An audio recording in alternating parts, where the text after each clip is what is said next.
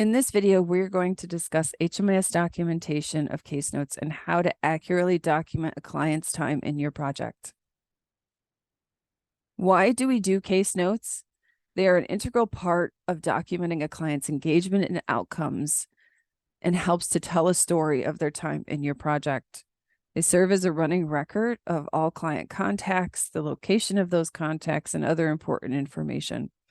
They provide documentation and help to recount discussions or appointments that the client had, behaviors or interactions that you had with the client, as well as with others.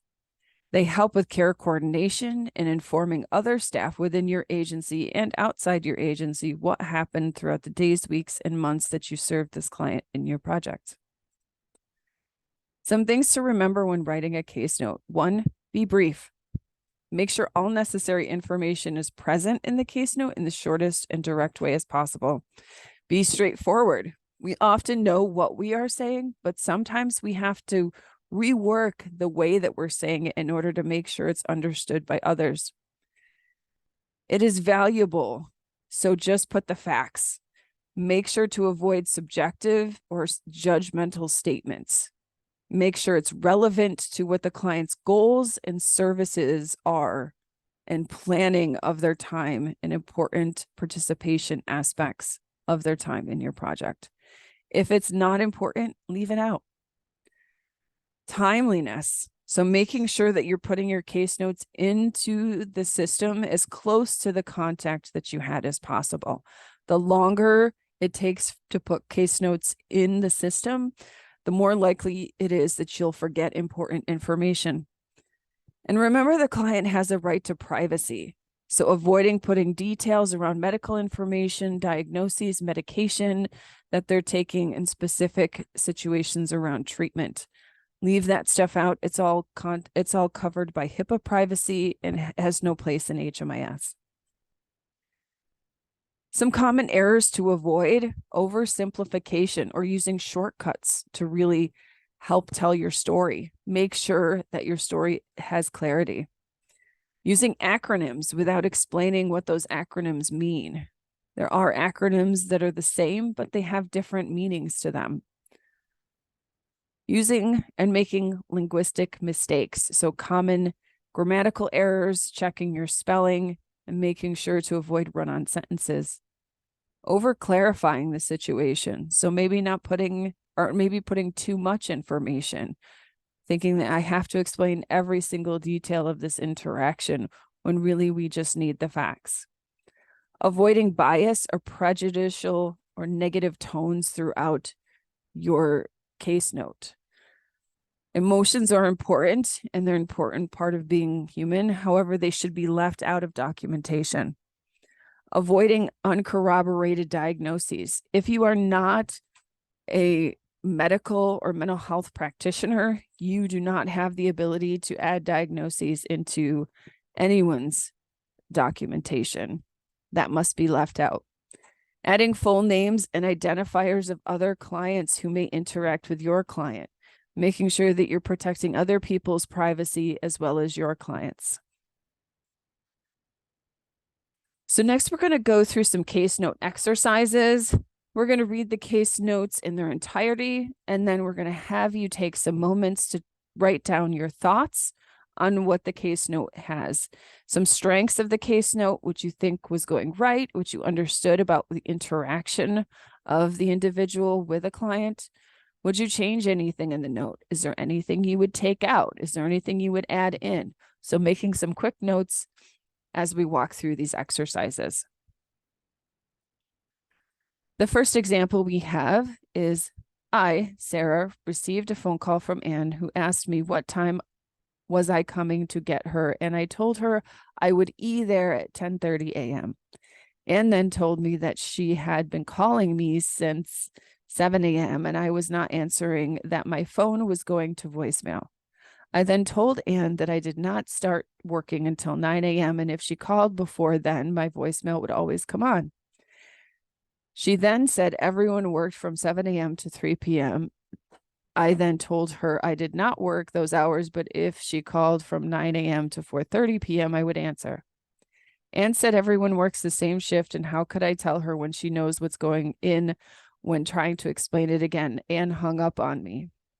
I arrived to Anne's home at 10:29 a.m. and called to tell her I was outside.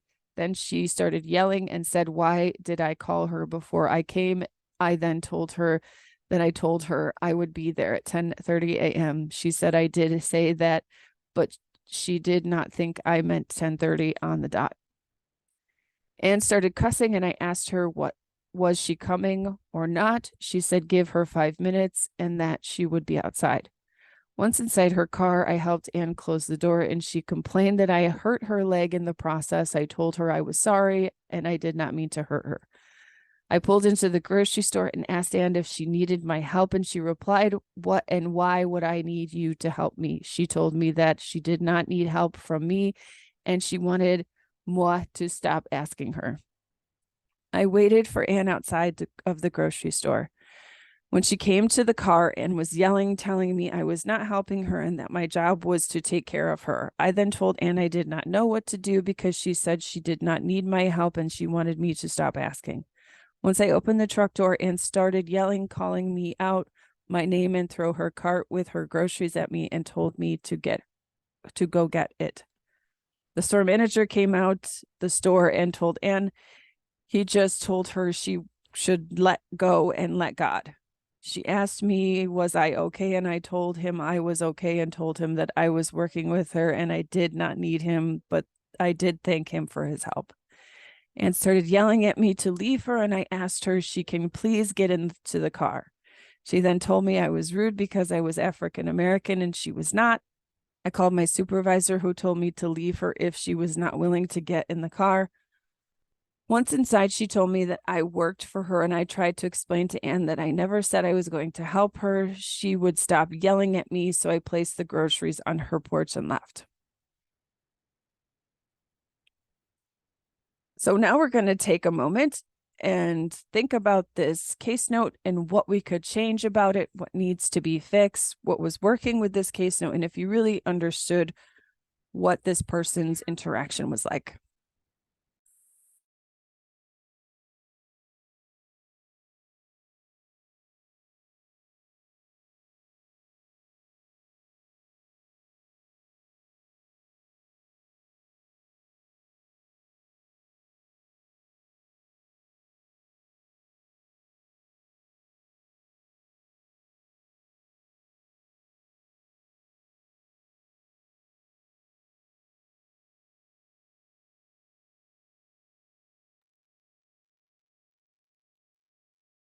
So are there any corrections that you would make?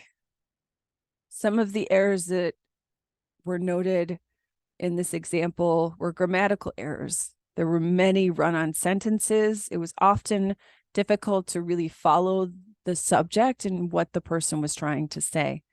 There were irrelevant statements and some subjective statements, putting one's personal feelings and emotions into a case note.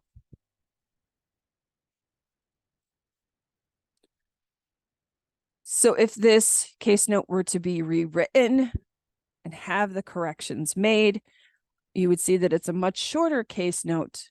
And if you just added the facts and left out any irrelevant information, it would read as follows. This writer, TW, received a phone call from Anne asking about her appointment today. This writer stated it was at 10:30 and would see her at that time. Anne seemed to be upset at this writer for not answering the phone earlier and argued for a few minutes about when this writer works. This writer arrived at 10:29 a.m. for the scheduled appointment and took Anne to the grocery store to go shopping. When closing the door of the car, Anne's leg was scraped, and this writer apologized to Anne, but Anne seemed to still be upset because of her tone and the fact that she was swearing at this writer. When we arrived at the store, this writer asked her if she needed help, but Anne declined. After Anne exited the store, she started yelling at this writer for not helping her, and this writer reiterated to her that this writer asked her if she needed help earlier, and Anne declined, and continued to be aggressive by yelling more, throwing her cart at this writer and telling me to get to it. The store manager came out to investigate the disturbance and got in the car, and we left, and continued to yell at this writer on the way back to her house. When we arrived at Anne's house, this writer helped her put the groceries on her porch and left. This writer then left and then called this writer's supervisor and told them about today's appointment. The second example we're going to go through today is the following. A housing CM from agency B was here last Friday, and CX was his usual obnoxious self. However, CX made the CM uncomfortable as this was a first meeting, and agency B's CM stated they would reschedule for another day according to another AB staff. This writer replied to an email reporting CX to be harmless, intoxicated, or sober to himself or others. So now we're going to take a moment and comment on this case note. What do you think is working? What was written in a way that was understandable? Is there anything that should have been left out? Would you add anything or write anything different? Is this case note able to really tell the interaction, the story of this interaction with this client?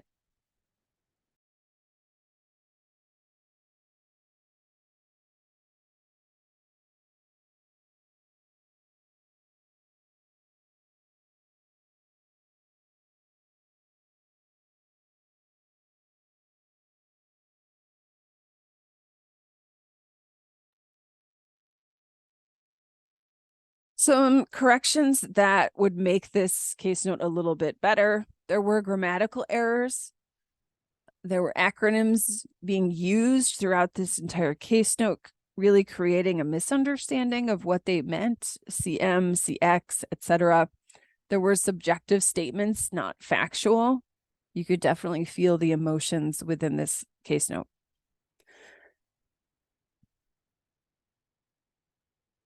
So an example two, some corrections that could have been made. So the case note could be able to be understood, would be similar to a housing case manager or CM had an appointment with the client CX last Friday, but the CM or case manager stated that they had to cancel the appointment because client was making the case manager uncomfortable because of the client's behavior. This was all discussed in an email. If there were more details about this client's behavior, especially regarding the behaviors itself, it should be noted in this narrative. So if you reference back to the previous example, the first example, it was talking about obnoxious behavior. That is a very judgmental or subjective statement. You want to provide factual information about what the behavior was that the client was exhibiting. If they were swearing, if they were yelling, if they were saying inappropriate things, those are all statements, as opposed to something that was more emotional or subjective. So some last thoughts behind these case notes. 1, be brief, state just the facts. Ask yourself, is this necessary? Do I think this statement would be necessary to really help explain or describe the interaction with this client? Leave your emotions out of it. I know that's really difficult to say because we are human and we do have emotions, and it will, in difficult situations and interactions that we have with clients, can often impact our emotional well-being. So reread your case notes or have another staff read them, especially the more complicated ones where you feel you might have a high level of emotions about this interactions. Defer to your agency policies on how to write case notes, what should and should be in case notes, and ask your supervisor for help. Sometimes asking your supervisor, having conversations with your supervisor after an interaction with a client, especially one that was very difficult or produced a lot of emotions, can help alleviate some of those emotions before writing the case note out and giving details about the interactions. And that concludes today's training.